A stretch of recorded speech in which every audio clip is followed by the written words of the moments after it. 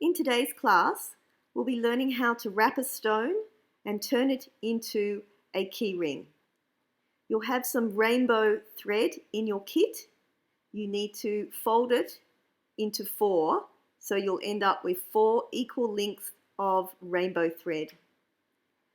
Take the first length of rainbow thread and fold it in half.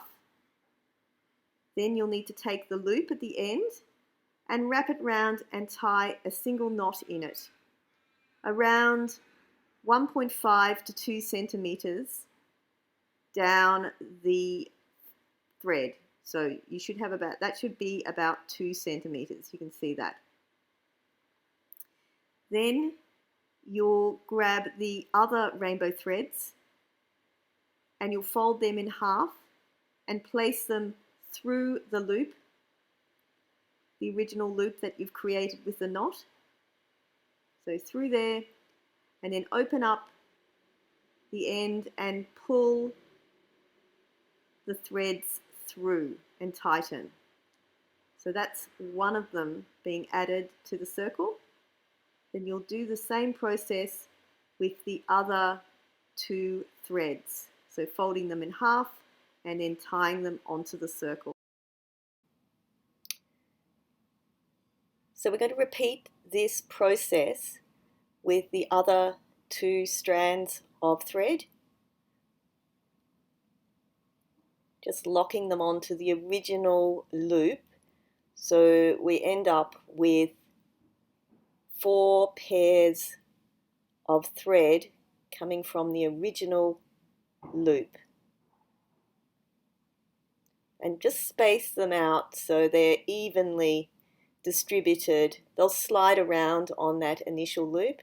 You can slide them around so they're all equally spaced out on your original loop. You end up with almost like a square situation. And you've got a pair of threads coming from each of those positions. Now, for those of you who have done the hanging plant holder, you'll recognize this technique. So you'll spread out each of the pairs, open them up like a V, and then you'll take one thread from one pair and line it up with the one next to it. So you're dividing your pairs and then re-knotting them so it attaches to the neighboring pair. About 1 centimeter would be the appropriate length for the knot to be positioned. You go around your pairs, and what you're doing is dividing the pair and attaching it to its neighboring thread and tying a knot.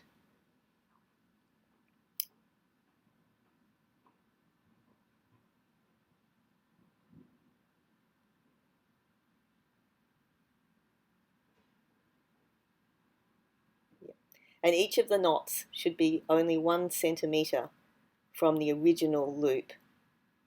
Okay, so it's important to get them fairly even.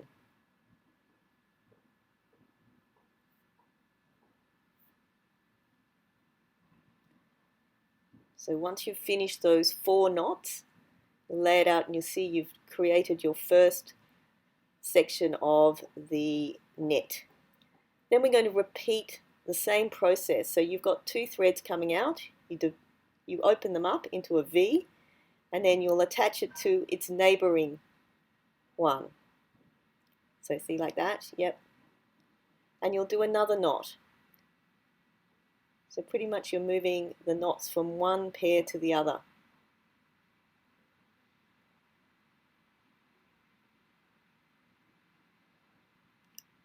Making sure that it's still only 1 centimeter to the next knot.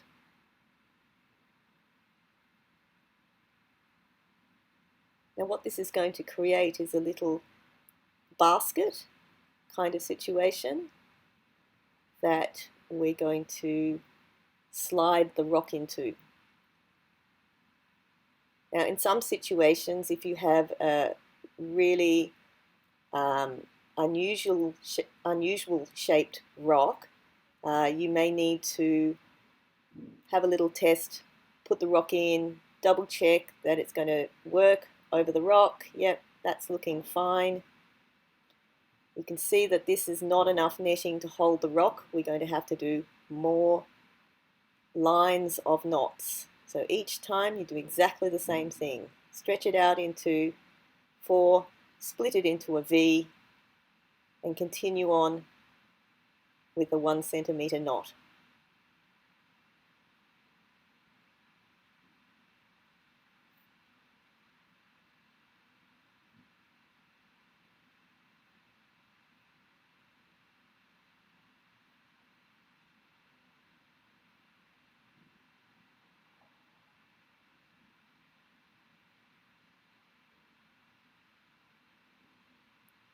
So when you do your knots, just don't do them too tight until you make sure you've got the length correct.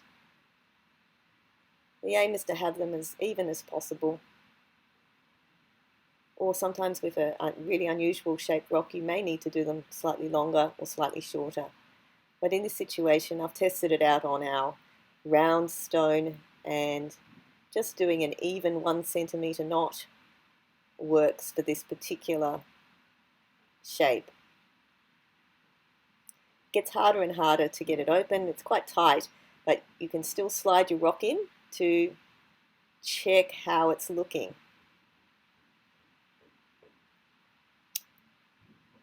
So once you've done, I was happy with this. I felt that we had enough of the network, the netting over the rock. You then put all your threads together and as firmly as possible and snug around the rock, you tie just a simple knot with all the threads combined. Now that's quite loose. You can see my knot has bits poking out. Some of the threads are not as tight as others. I'm going to grab each thread one by one and give them a good tighten up. And this will gradually tighten the knot onto your stone. Each thread, one by one. You might even have to do them a second time. Gradually, it will form a nice, firm hold on your stone. So once you've really tightened up the knot, just turn the stone around and make sure all the netting is sitting snug and evenly around your white stone. The next step is to do square knots. And this is a process of going right over left, left over right, surrounding all the center threads. So you'll take the 2 longest threads and use them to tie square knots. There's going to be a little diagram that I'm showing after this. So you'll see that all the remaining threads become the center, like the core of your keyring stem. And then the 2 longest threads, you'll be going right over left, left over right. So coming up is a demonstration of the technique in close-up. So treating the 2 center cords as your core. You'll have a lot more cords than this lady, and then you take the left and place it over your core and take your right thread. It goes over that first cord and then round the back of your core and through the loop to tighten. And then you're going to do the opposite with the other side. So now you're going to do right over the core. The second rope will be going over that and then round the back of the core and through the loop. By doing that, you've completed 1 square knot. We'll be doing that about 10 of those to create the stem of our keyring. So I've given you a speeded up version of this, completing the 5 square knots incomplete. So one on one side, one on the other, 5 times.